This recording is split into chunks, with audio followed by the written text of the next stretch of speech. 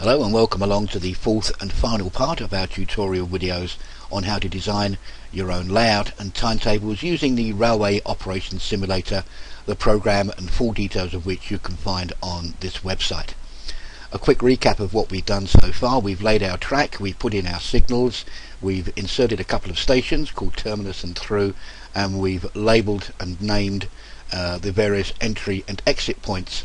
We've also created a timetable, which I'm just going to go into just for a second, because there was one bit about timetable creation which I forgot to mention in the last video, and that is this little drop down box here. All the named stations, in this case terminus and through, are actually named in this drop down box, and if you click on them, and I'll just show you up here, if we just drop a line, click on location names, you can click on terminus and it will automatically put it in for you. Very handy when you've got a large layout and you've got a long route that you're compiling, to actually be able to use the drop down box. It only works for named stations, incidentally. You don't need to input the names of the entry and exit points. Only one coordinate is needed for those, so only the named stations appear in here. Right, we'll just delete that again because we don't need that anymore. And because we've made a change, we need to just save the entry, and we'll save the timetable again. Right, we are almost ready. In fact, we'll load the timetable in.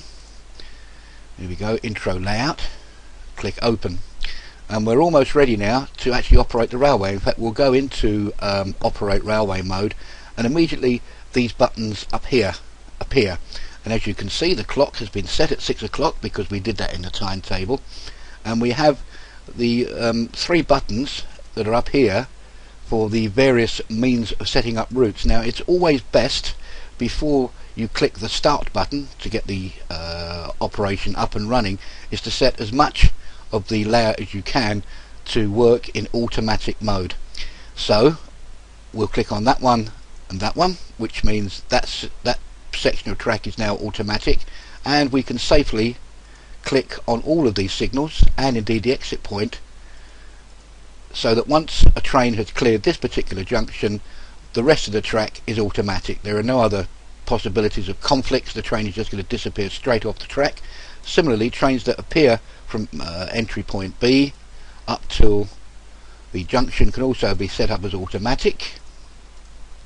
There we go. The one after the junction can also be set up as automatic for trains disappearing off the layout.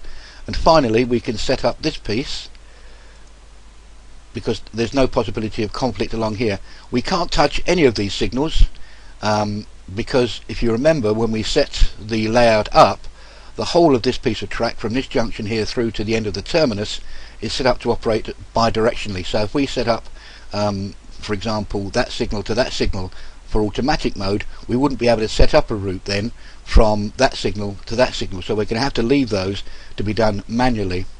And we'll click on the green icon now, because for the rest of the simulation we'll be setting up routes that change as soon as a train goes into that section of track. The last thing we're going to do before we actually run it is set it up so that we already have done, but if you haven't done already, when you're running a layout, it's always best to show the status and the timetables of the train and also the information about the track, so that when the trains appear on the layout, as you'll see in a second, you can actually hover over the train and it will give you the information that you need to know. The last thing I'm going to do, to save a little bit of time for this video, otherwise it will turn into the length of about a Ben-Hur epic, is I'm going to change the speed, certainly at the beginning, in which the simulation operates, and we'll go up to about 8 speed, so time will pass 8 times faster than it normally would. We'll click on apply changes, we get a box just to tell us exactly what's happening. So now, as you can see, a little box up there tells us we're running at 8 speed. Right, let's start the operation. And in fact, I'll just pause it now that I've started it again, just to show you that if we hover over entry point A, it actually tells us the next train that's expected from that entry point. In this case it's AA01 and it's expected at 6:01, and similarly down here we can see that BB01 is also expected at 06:01. Right, so let's move on, let the trains appear, and here they come now. Right, we're just going to pause it just to show you that now if I hover over the train, that tells us that that is train AA01. it's to go from entry A to exit A. It's expected to arrive and depart at the through station at 6:04, and it's due to exit the railway at 6:05. Similarly for BB01, that's going to come in from entry point B, it's going to arrive and depart at the through station at 6:03 and exit the layout at 6:05. Now I'm just going to bring this up here as well, which is the performance log. As you can see down here, everything that happens, trains coming into the layout, departing from the layout, arriving at timing points, it's all entered on here. And to operate any layout successfully, really, what you don't want, or what you're trying to achieve, is a run through where you're getting no trains being delayed, obviously no conflicts, and certainly no spads or crashes, etc. So it's always a good idea, if you've got room on the layout, to bring up the performance log, which you can also incidentally access at the end of each simulation that you try. You can actually look back and see exactly how you performed. Indeed, if you go into the text file, search for the performance log and open it up into Notepad, for example, apart from all the entries that you'll get about trains coming and going, at the end it'll also summarise everything for you and give you a performance rating. And of course I would guess that everybody's aim is eventually to do a whole complete run through of a layout at 100% efficiency, and if you can do that on any layout that's even mildly complicated, then well done you. Right, let's move on a bit, because what we need to do now is set up this route for that train to go through there, and we can also set up in advance this route for that train to disappear through there. It's always best, if you can, of course, to think in advance. Right, now the next train has already appeared just 2 minutes later. Do you remember we set up train AA to appear at 6:01? This train has already appeared, and it's due to arrive at the terminus at 6:06. So this time we've got to set it to go up in that direction. And it's already telling us as well, incidentally, that the next train on AA is due to appear at 6:05. So we click on here, we can clear this all the way through to the terminus. Let's see if I can do that again.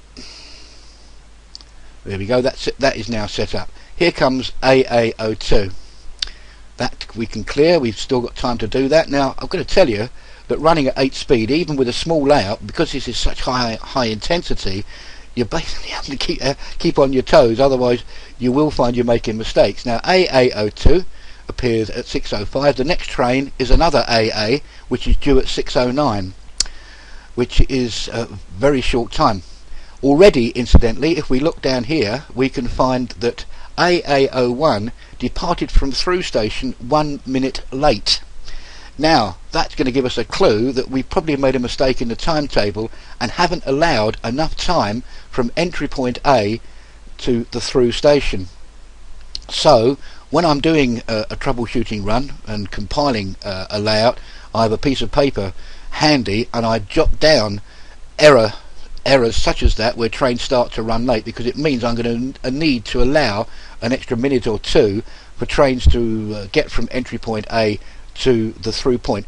There is another way of adjusting that, and that is by actually considering train speeds and also the length of each individual track, but that is a little bit advanced and it's something that maybe we'll look at in future videos. But I want to try and keep things as simple as possible, so the only way I'm going to get out of or change elements of the layout or the timetable is by changing the layout itself or by changing the times. I'm not going to worry about things such as speed and distances. That can come in future videos.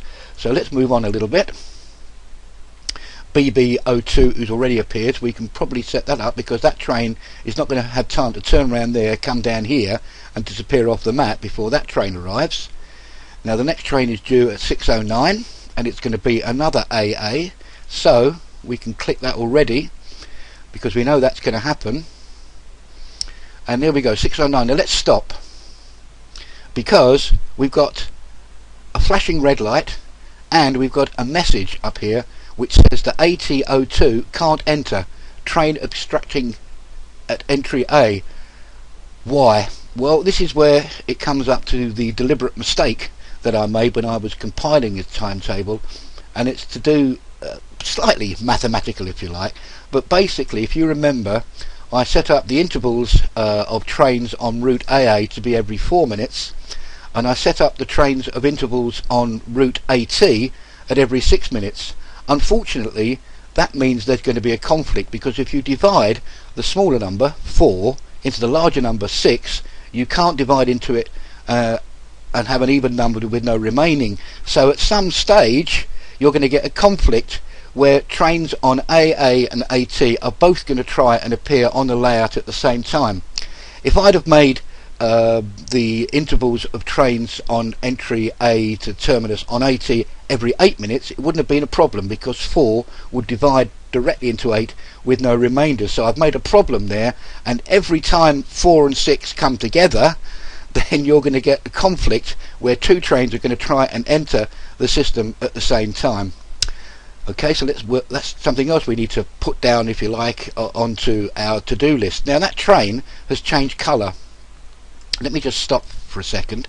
It's changed colour, or in fact it's cleared now, so we'll just wait until it stops at a signal again. We'll send it up there, and we'll send it up there. Now let's pause. That train has changed colour as well. What do these different colours mean? Well, if you go into the help menu and look up running trains, you can actually see what the various colours of the trains mean. They change colours depending on the state that they're in. So if they're grey, if they have a grey background, it means it's moving along, no problems at all. Pale green is not a problem, it means it's stopped at a timetabled location. Bright green means it's stopped by a signal. Now this is fairly easy to spot, because it's only a small layout, and we can see almost straight away that AT01 is what is causing this flashing red light. But if you've got a large layout, sometimes you'll get a flashing red light and you think, well, hang on, where is my train stuck? Well, if we continue running it and zoom out, now we can see, do you see that little green flashing square? That tells us what train, or which train it is that's actually causing that error to come up. So we'll carry on running for a little while. Now we can clear that. That signal will clear. Here comes another one through B. That's going to go. That can clear. This train is now held up by a signal, so we're still going to get this flashing red light, and we can't let that one go until this train has cleared that junction. Now that it has, we can now clear that. We've got another AT coming in straight away, so this is really getting quite hectic already. That train needs clearing, which means that's going to probably be held up at that signal.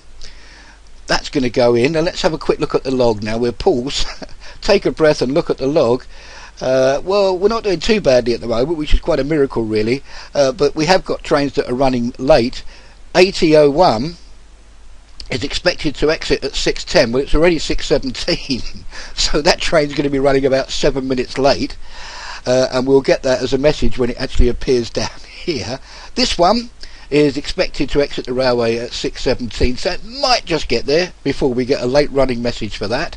That one, depart from through at 6:16, it's 6:17, so that's going to be a minute or so late, and so on and so forth. So as you can see, even though we've only run the layout for about 17 minutes and at times 8, already we're getting error messages where times are too tight, or we're having conflicting entries, and times trains just are actually impossible, you'll find, to run and keep to time. We'll just let that one go just for a laugh more than anything else, and we should see the message in a moment that AT01 has, there we go, AT02 has left 5 minutes late. There we go, actually left 8 minutes late. So there you go. So it's pretty obvious from running through just this short period of time that this layout is not going to work, and if you try to publish this layout as it stands at the moment, then people aren't going to play it for very long, because it's going to be impossible for them to go through their log without getting late running, etc, etc. So what we need to do is say, how are we going to get out of that? Well, we can do it one of two ways. As I said, there are actually more than two ways, but we're going to keep it simple. We can either look at the timetable, or we can look at adjusting the track. So we can stop this now. There's no point in carrying on, because we need to change some things. So we'll exit operating mode. It says the session hasn't been saved. Do I still wish to exit? Yes, I do. There's no point in keeping that session anymore, and now we're back to where we were. First of all, what we'll do is we'll go into the timetable, will load intro layout. The thing that obviously caused the problem was train AT01, the one that appeared every 6 minutes rather than every 4 minutes, and as I explained to you, there was bound to be a conflict. So we'll go into there and we'll make that every 4 minutes, but as long as we make sure that it stays in between train AA01, then there's not going to be a conflict as far as two trains are trying to arrive at the same time. So in other words, what will happen now is, let me just save that, syntax check, that's okay, save timetable, that's okay, validate timetable, that's okay. So now trains AT01 will arrive at 6:03, 6:07, 6:11, 6:15, etc., and AA01 will be 6:01, 6:05, 6:09, 6:13, but there won't be any conflicts. They both run at 4-minute intervals, but those 4-minute intervals are actually separated in half. So in fact, trains will appear at entry point A every 2 minutes, and they'll be alternating between AA and AT. So actually we're happy with that, but it does mean that the layout as it stands at the moment is impossible to run, especially with this being a single track layout. If you notice, by the way, I didn't even attempt to try and send a train from the terminus down this way and across this junction, because otherwise the only way I could have done that would have been by holding a train at this signal and then waiting so that the train then cleared through there, and by the time I'd cleared that train through there, I'd have had goodness knows how many trains stacked up off the map, as it were, waiting to try and get on. So that piece of bidirectional running down here was never going to work, and in fact I was never going to be able to use it. So if we go back into the development mode, DEV, intro layout DEV, we can now actually change the layout. What we're going to need to do, and it's pretty obvious, is that this piece of track is going to be needed to be doubled. We're going to need to have two platforms up here to allow a little bit more flexibility with as far as running is concerned, and in essence these two tracks, it will actually turn these two tracks into double tracks. So this will be the track going into the terminus and this will be the track coming out. So I'll quickly show you how I would maybe design this. Let me just pause for a second. I'll be back in a... The great thing about this screen capture program is that you can have a sudden coughing fit about to arrive, and you can actually put on pause and then come back as if nothing has happened. Okay, so we're in the track layout mode now. First thing I'm going to do, because I'm going to double track up here, I'm just going to move that terminus a bit so it doesn't get in our way when we actually start laying the track. Right, let's go into track building mode. First of all, we're going to need a buffer, and we're going to put it in there. Then we're going to need some straight track. Now what we will do is we'll have a crossover here, so that as trains appear along here they can go into either of these two platforms. So we need one of them, and we also need a crossover, which is there. Do that again if it works. There we go. So that means that track's got to come out, that track's got to come out. We need a straight in there, and we need the 45-degree angle, where are you? There. We also need a 45-degree angle there, and we need a 45-degree angle there. This junction can disappear. We're not going to use it anymore. In fact, we'll get rid of this piece of track altogether. Delete those altogether.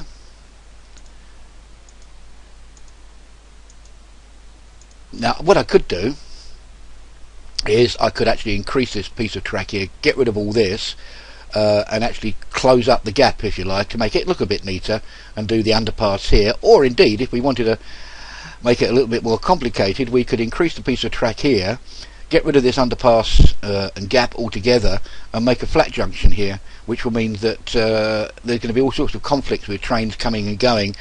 So we'll keep the underpass in for simplicity's sake as far as the layout is concerned. So we need a curve, which is going to be that one there. We can now extend this piece of track along here. Incidentally, I haven't put in the grid. Let me put in the grid so that we can see what we're doing. There we go. I'll just put the diagonal up a bit further to see exactly where they meet, where we're going to put the curve in. Looks like it's going to be there, so it's going to be that piece of track there, and finally there and there. That can go. That signal is now completely redundant because this is not going to be bidirectional anymore, so we can get rid of that and we can put that piece of track in there. And now we need to start thinking about the rest of the signals. Obviously that platform needs a starter as well, so we right click to delete, left click to insert. We'll put a signal in here to protect that junction, so we'll put it in there.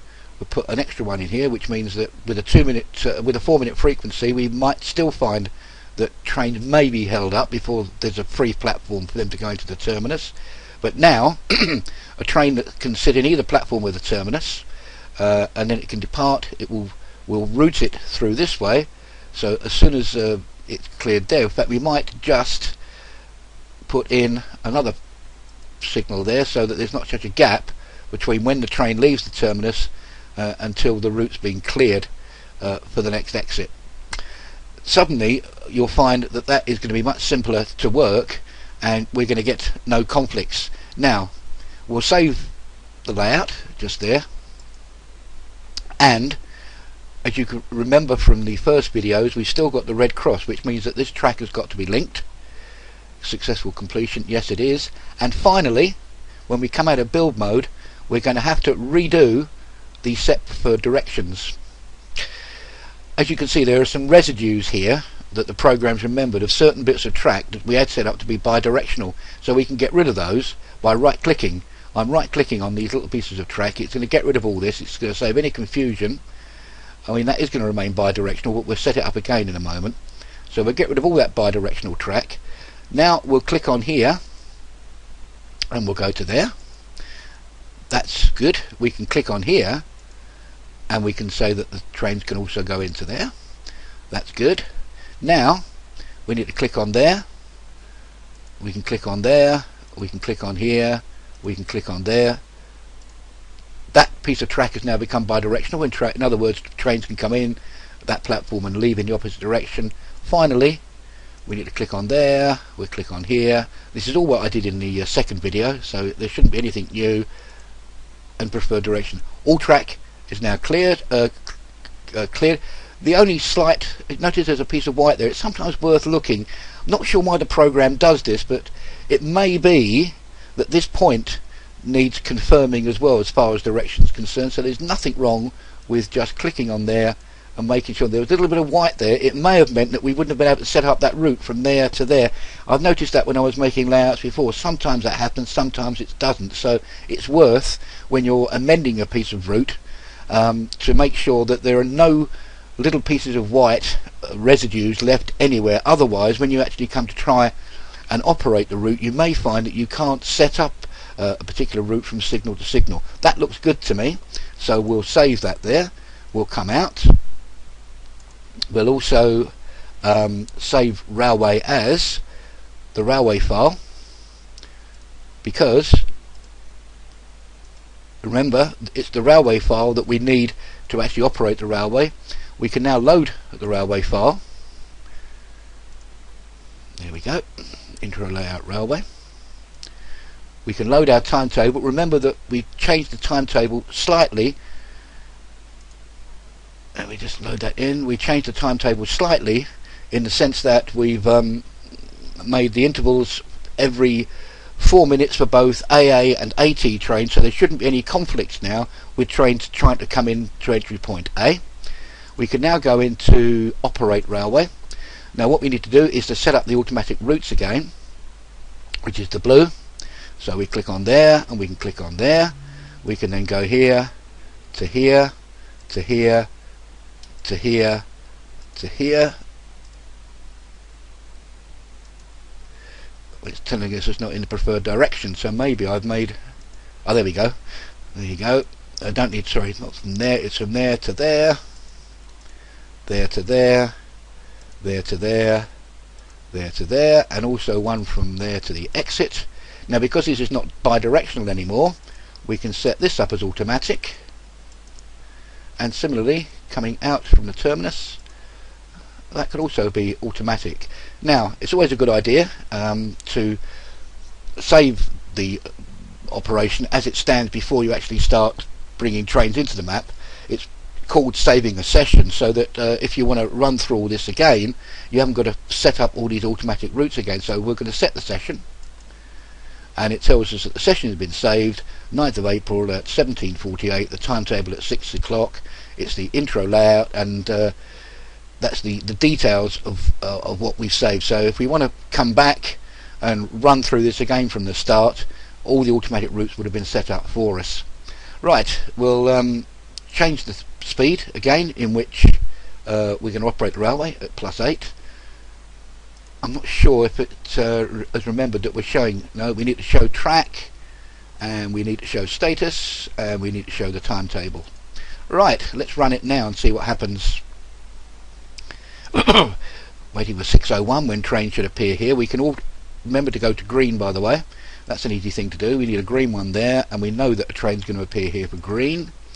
Now the next train that's going to appear, let's put the log up as well, by the way. The next train that's going to appear from here is going to be AT. So as soon as AA has disappeared from that junction, we can automatically set up AT to go up to there, and we can look ahead and actually put it into one of these two platforms. Doesn't matter which, we'll put it in there. BB's coming along. We've already set that route up. Now we've already got a red light. Why have we got a red light? Because for some reason I obviously didn't click on that piece of track to set up into automatic mode. So let's just go back into blue. There we go. Right, AA, that's straight on again in green. Make sure it's green. Yes, it is. There you go. BB's coming, so we can set up that route. Now we've got another AT, which is going to go up to the terminus, so that's going up there. Remember, I'm doing this at 8 speed, so you wouldn't normally be running this fast, because of course the faster you actually run it as far as speed's concerned, the harder it is to keep track of what you're doing. AT was ready to depart. AA is coming in. It's probably a good idea now, and I'll show you how to do it, to reduce the speed slightly to make it a little bit more manageable. Even with a layout this size, ×8 is pretty darn fast. So I will go down to +4. It tells us what we've done. We've adjusted the timetable clock. Carry on moving. What I didn't do, and I forgot to do, even though I told you you should make a note of it, I didn't actually change the running times between entry point A and the through station, which is why we're getting these 1 minute late warnings there, because we need to adjust the timings and give an extra minute. We're also being told, and that could have been because I hadn't noticed it actually, terminus AT, change direction. It looks like we haven't also allowed quite enough time from entry point A to the terminus point A, so we're probably going to need to add a minute there. Right, well, I'm not going to continue anymore, because I think you've got the idea of how you would troubleshoot a layout and how you would change it, and how, if you've got certain problems, the ways that you can tackle it, either by adjusting the layout or indeed adjusting the timetable, adding a minute here, changing a minute there. The most important point about timetabling, I'll just labour the point for you, is that if you've got two different routes appearing at the same entry, to avoid any conflicts, you must make sure that they divide into each other evenly without leaving any remainders. So for example, if you've got a train that comes in every 3 minutes, it's okay to bring in trains that come in every 9, because you can sort of fit in between those, but it's no good for trains that come in every 11, because eventually there'll be a conflict between the two. Okay, that is just about wraps up operating and troubleshooting of a railway, and all I can wish you is that I hope you have fun and enjoy using the program.